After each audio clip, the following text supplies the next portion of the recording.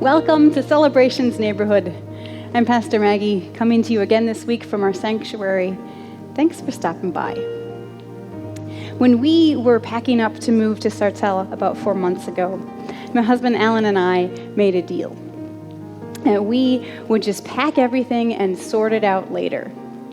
We didn't have a lot of time to pack while we were saying goodbye and helping them get ready for their pastoral transition. Not to mention that this entire time, Alan was teaching remotely, finishing up the school year. So we agreed to just not get bogged down in the deciding what should go and what should stay, and we would just pack it all and decide on the other side. And you can probably imagine that didn't happen either. There are many boxes that we took straight from the moving van and put right into the back of a closet. It just wasn't the time for us. We didn't have the necessary energy to do it, to sort through and make those decisions. And I'm confident that the time will come someday. For many people, that time to sort through their stuff was this summer. And you can tell that because we're coming up to the close of the season of rummage sales. If you've ever gotten ready to host one, what do? You go through your stuff and you ask yourself, is this something that is still useful to me? Or would it be better to let go of and see if it would be of more use to someone else?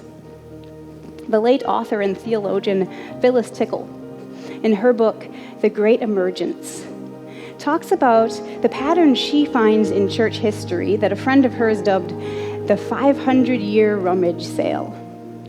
Looking back over Christian history, roughly every 500 years or so, the church has what Phyllis Tickle calls a giant rummage sale, deciding what to keep and what to get rid of, to make room for new things.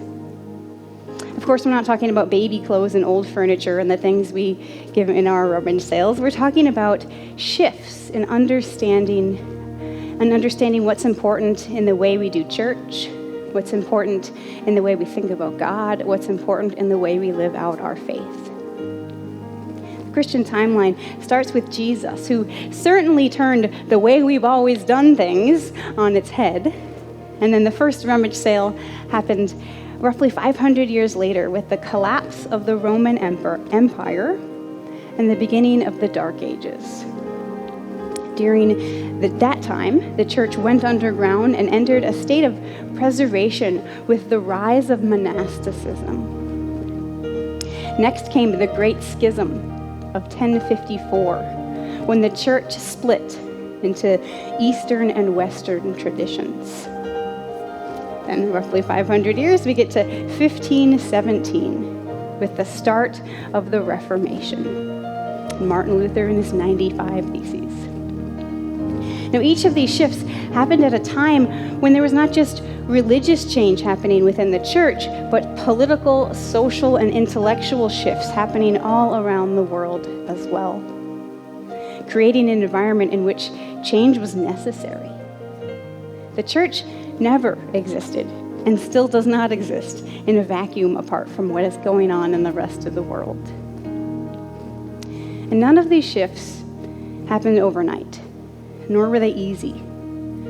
Asking the questions, what do we have of value that's worth keeping? And what has outlived its usefulness to us? Asking those questions takes courage and thoughtfulness, a willingness to be surprised by what we find, and a willingness then to stand firm and stand up for what we find that's worth keeping. It's been roughly 500 years since the Reformation. Things are uncomfortable. There's a lot of change happening in the world. And there's a lot that we used to do in the church that we can't do right now. I think we might be in our next 500-year rummage sale. To be honest, I'm a little excited about that. Sure, it's uncomfortable, and letting go is always hard. But we have so much of value to hold on to. And my hope is that we discover now in this time, we rediscover what those are. Our commitment to a theology of the cross to naming things for what they are, including the pain and the suffering in the world, not turning away from it, but trusting and proclaiming that God meets us there. Our commitment to follow God's call, to care for the poor, the widow, the orphan, and the foreigner in our midst. And our understanding of freedom as freedom from sin, freedom from all those lies that tell us that we're not good enough as we are, or the pressure to prove ourselves worthy of love, that we are set free from that. And with that freedom comes the responsibility to care for our neighbor. I don't know what the church will look like 10 years from now or 20 years from now and so on. But I know that God goes with us. God is with us now. God is at work. And the church will be here. And God will fill it with new things. So we can make room, we can let go, and trust that God is at work. I want to end tonight with a psalm, one of my favorites, Psalm 46. God is our refuge and strength, a very present help in trouble. Therefore we will not fear, though the earth be moved, and though the mountains shake in the depths of the sea, though its waters rage and foam, and though the mountains tremble with its tumult. There is a river whose streams make glad the city of God, the holy habitation of the Most High. God is in the midst of the city. It shall not be shaken. God shall help it at the break of day. The nations rage and the kingdoms shake. God speaks, and the earth melts away. The Lord of hosts is with us. The God of Jacob is our stronghold.